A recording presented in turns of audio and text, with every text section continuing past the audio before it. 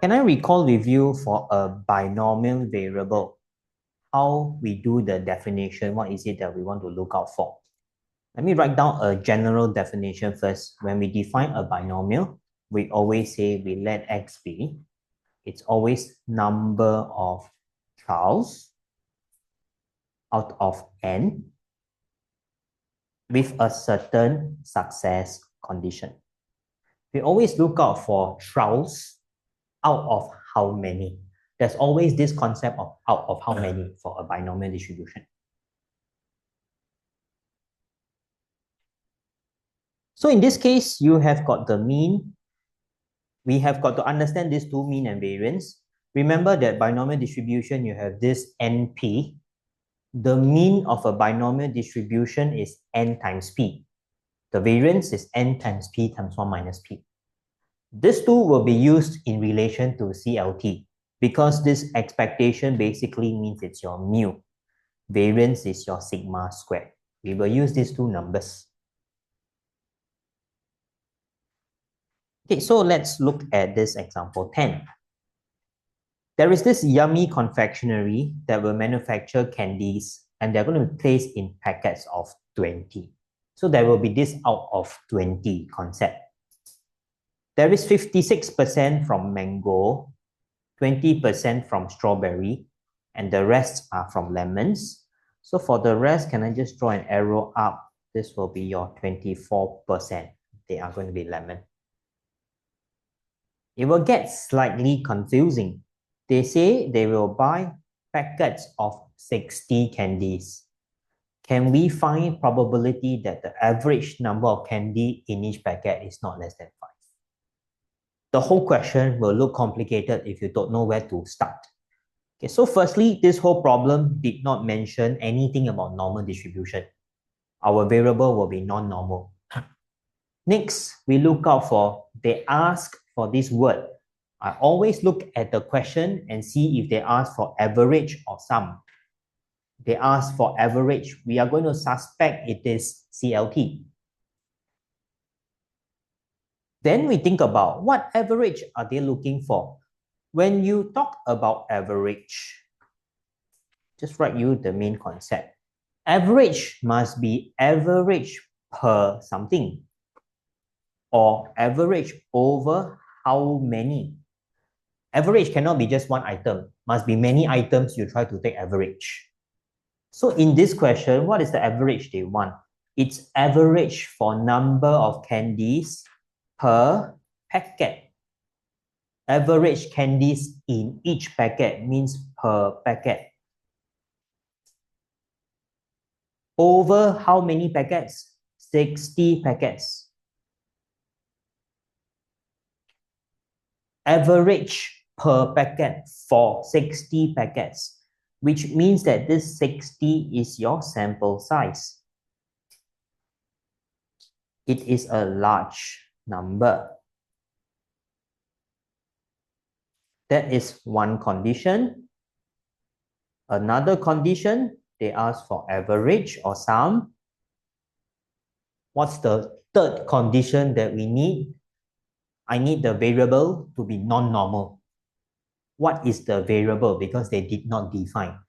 So to get the variable, you look at again the last statement in the question.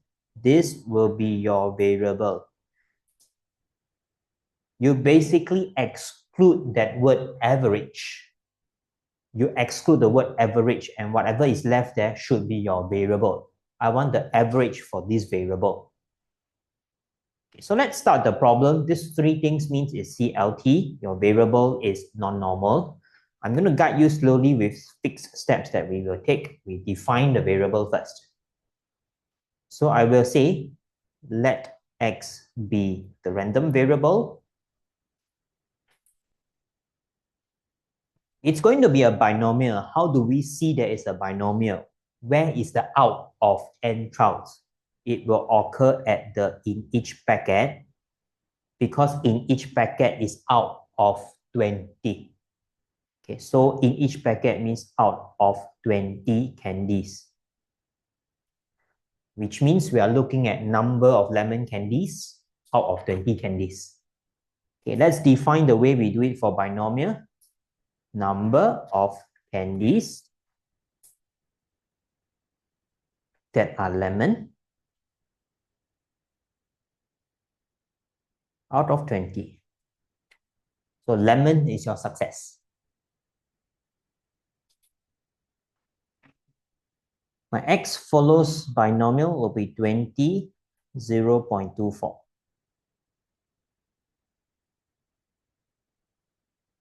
Step 2. Before we do any calculation, let's find mu sigma squared. So we know those formula. Expectation, we go for NP.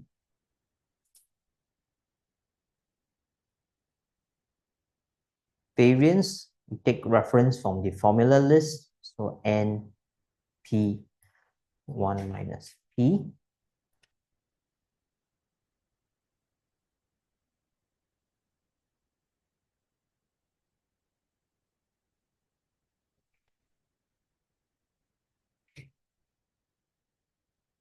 And 3, we can finally quote central limit theorem.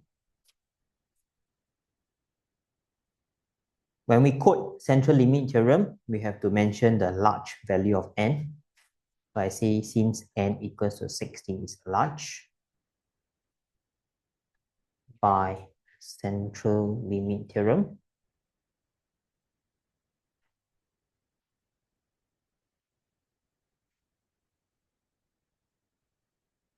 we want to have x bar.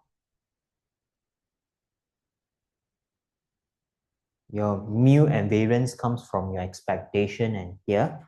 So mu is 4.8. Variance will be your 3.648 divided by 60 approximately.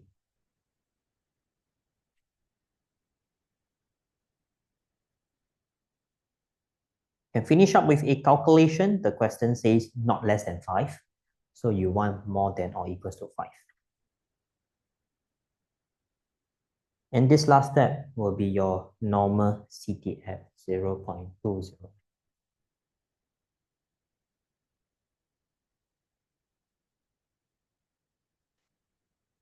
I tell you what is the confusion that you will face later for a binomial variable. There will be two different ends that you want to be very careful about. A binomial question, the confusion is there is this n that is this out of n trials. The second n that appears is your sample size n. And these are the two numbers that will be confusing for you when you solve for a binomial question converted to a CLT. So how come when I start the problem that doesn't seem to be this confusion? What's the first thing I did when I try to check the problem? I asked myself this question. This should be the first step. I asked myself, it's average for what item? You see that it's average for packet. Then you look out for its 60 packets and you can then identify the sample size. Okay, always start from the sample size. It will be easier, especially for a binomial problem. Okay, check what is the sample size first. Then the other value will be your binomial n.